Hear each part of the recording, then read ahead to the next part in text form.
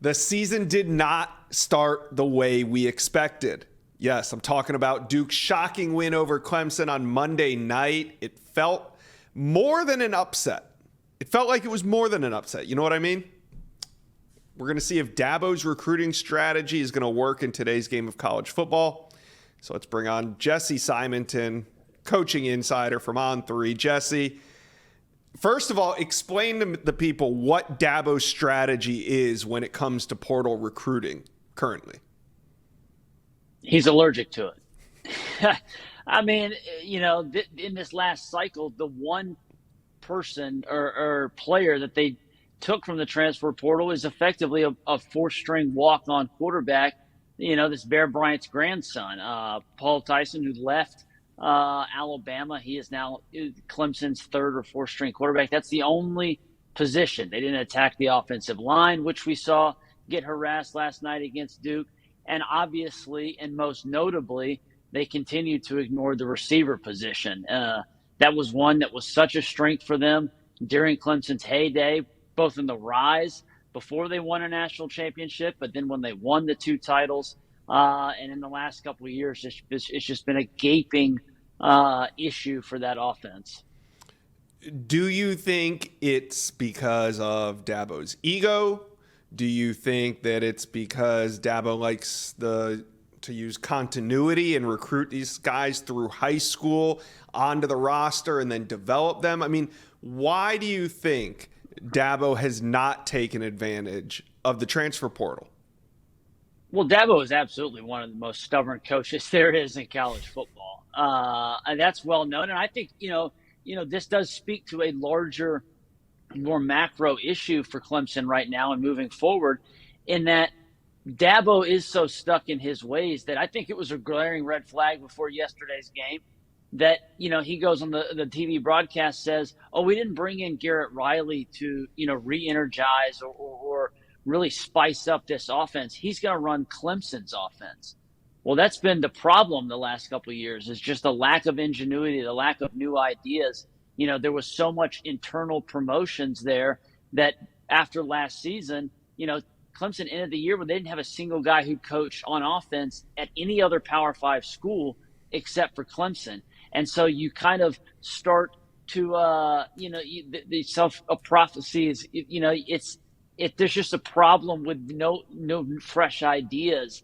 And I think that has also seeped into recruiting. And so the good news is for the Tigers, they do have a Wesco, who's a 5-star from Texas. You have another 4-star wide receiver from Florida who's very dynamic. That was obvious. Just, people have been waiting for Bo Collins to pop for several years. Antonio Williams is a nice player, but he's not, an all-conference receiver. Josh, Clemson had 8 1,000-yard receivers from 2011 to 2020 when they went on that big run. Last 2 years, they haven't had a guy catch over 600 yards. And that's just, it's held back the offense that otherwise, we don't know what Cade Klubnik is. Maybe DJU wasn't the problem. But these quarterbacks aren't exactly being put in position to succeed, both from a schematic standpoint and then just from the talent that's surrounding them. Yeah, and you make good points. Clemson has recruited the high school level well under Dabo Swinney, but they haven't had a top 5 class since 2020 and 2021. Now 2022 and 2023, they finished outside the top 15. So I kind of see the portal as somewhere you can go to supplement some of your recruiting misses. And there are going to be recruiting misses. In the NFL, they only draft 7 rounds. You get 7 players. In college football recruiting, you take up to 25. So there's more room for error, and you can admit your mistakes now that the portal's there. Do you think that they're going to change their strategy? And I know you don't want to overreact after 1 week, but this has kind of been bubbling up to the surface for a minute now at Clemson. And do you think now it's time to change that recruiting strategy? Well, the time was 2 or 3 years ago. The question is, again, is Dabo going to be pushed into the 21st century, so to speak, and that he has to. No one's asking Clemson to do what Dion did. We're not talking about some sort of roster reckoning from the portal. Mm-hmm. It's just doing what Nick Saban has done. It's doing, Kirby Smart. Georgia notoriously did not have a transfer in their first national championship. And then last season, they go grab a couple guys. This season, what do? They go and grab Dominique Lovett from Missouri, Ra Thomas from Mississippi State, 2 wide receivers. So the fact that, Florida State, Keon Coleman it was just unbelievable for the Seminoles. Right. What if Clemson went out and got Jamari Thrash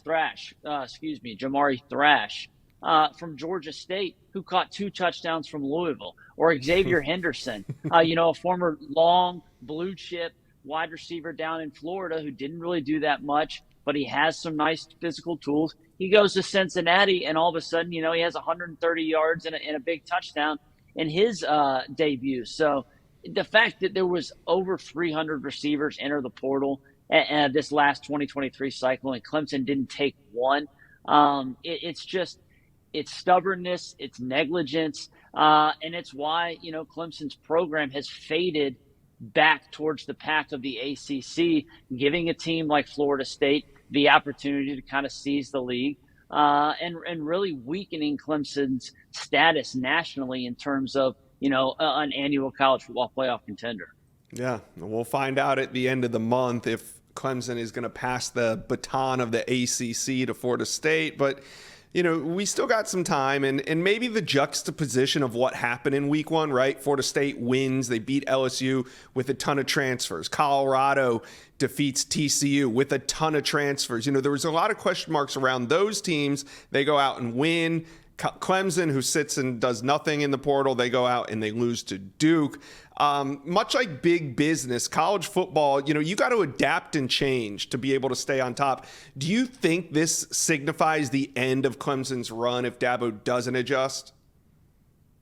If he doesn't adjust, yes. They have receded back towards the rest of the ACC. I mean, again, we're not talking about extremes here. We're talking about Clemson maybe adding 3 or 4 players. The other, in terms of just high school recruiting, where I do think Clemson has also fallen off, that doesn't get as much of attention as the receiver position because it's not quite as sexy, is offensive line.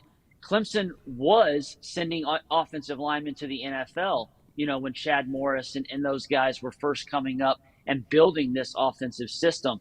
That's not the case anymore. And you look at this 2024 recruiting class, they just have 1 offensive lineman committed, just a 3-star. That position has, again, become more and more average compared to the rest of the ACC. And it's just held back Clemson's offense. And we've seen the limitations of what happens when you can't protect and you don't have wide receivers that can win on the outside. Suddenly your 5-star quarterbacks aren't performing at their requisite rankings. Well, we knew week 1 would bring some surprises. We never thought that Duke beating Clemson would be one of them, but here we are, and it could be all due to Clemson's recruiting strategy. We'll see how this plays out. Jesse Simonton, thank you for dropping by the Inside Scoop today. Absolutely. Thanks for having me, Josh. Thank you for watching. Make sure you smash that subscribe button for me, and remember to check out all the videos on the On3 YouTube page.